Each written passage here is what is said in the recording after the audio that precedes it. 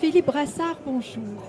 Bonjour. J'ai lu avec un immense plaisir Le voyage des Osages en France au XIXe siècle, chez les Yeux Pâles.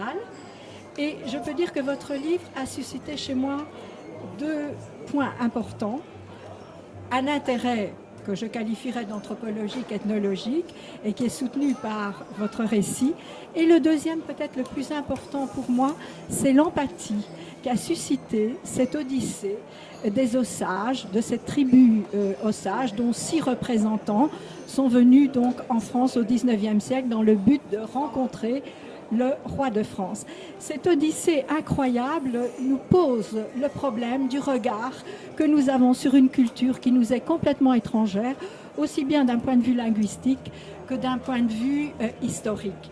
Et votre livre suscite intérêt et émotion parce qu'on suit l'odyssée de ces Osages au travers de la France, mais aussi de la Suisse, de la Belgique, du Württemberg, avec un retour près d'ici, à Montauban. Donc, maintenant, je vais vous laisser vous présenter et surtout nous expliquer quel a été le point de départ de cette aventure. Le point de départ, c'est une visite à Montauban, tout à fait occasionnelle, et je me suis rendu dans le jardin des plantes, et c'est là où j'ai découvert un coin du jardin, sur une pelouse sur laquelle était fiché un panneau racontant l'histoire de ces Indiens. Donc ça m'a interpellé parce que je suis journaliste. J'ai voulu savoir si cette histoire avait été racontée. Vous étiez journaliste à La Dépêche? Oui, pendant une trentaine d'années. Oui. J'ai donc fait des recherches, d'abord pour savoir il existait des ouvrages sur le sujet, parce que cette histoire me touchait. Donc je voulais à tout prix la raconter. Et je suis tombé sur une personne qui a créé une association qui s'appelle Oklahoma Occitania. Et c'est ce monsieur, ancien enseignant, qui m'a fourni l'essentiel des archives concernant cet événement.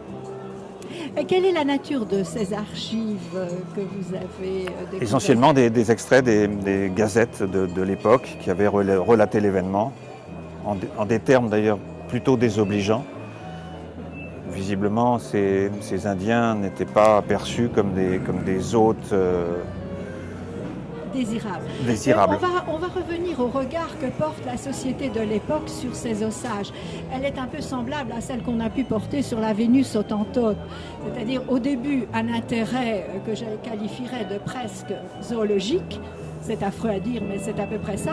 Et ensuite, un abandon total de ces personnes qui sont laissées dans un dénuement total, qui tombent entre les mains de personnes qui les volent, qui les soudoient. Donc, il y a véritablement un parcours extrêmement douloureux de ces Osages, aussi bien sur le territoire français que suisse et belge.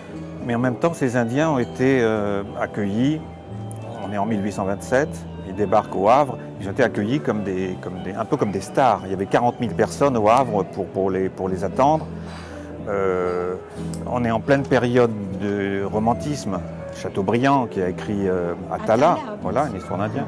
Et côté américain, Fenimore Cooper, le dernier des Mohicans. Donc il y avait quand même un intérêt de la part des Français pour les Indiens, qui étaient considérés comme des sauvages, mais ça n'avait pas le sens que ça a aujourd'hui. Considérés comme des sauvages entre guillemets, c'est-à-dire au fond comme une culture vis-à-vis de laquelle on ne sait rien. Pittoresque, exotique, oui, voilà.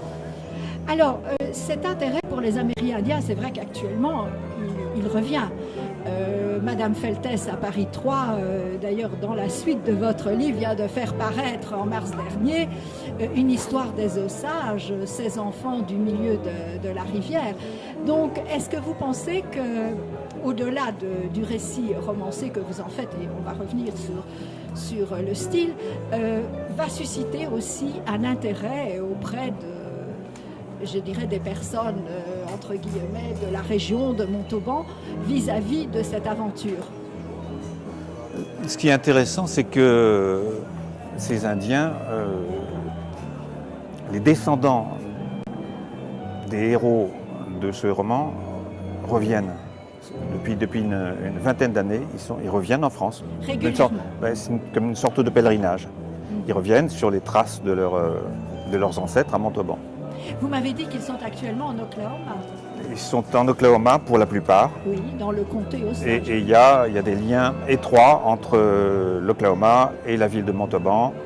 Il y a des sculptures, un rond-point des Osages qui existe à Montauban et qui a son pendant dans la capitale du comté Osage, qui s'appelle Pawhuska. Donc il s'agit d'une aventure qui n'est pas terminée. Elle va se prolonger, elle va même au-delà de la seule tribu des Osages, puisque le responsable de cette association, Oklahoma Occitania, fait venir régulièrement des Indiens de toutes les tribus. Ouais, c'est une très très bonne nouvelle. Je vous remercie Philippe Brassard pour nous avoir éclairé sur ce sujet extrêmement passionnant et je pense que votre livre va passionner toutes les personnes qui le liront. Merci. Merci.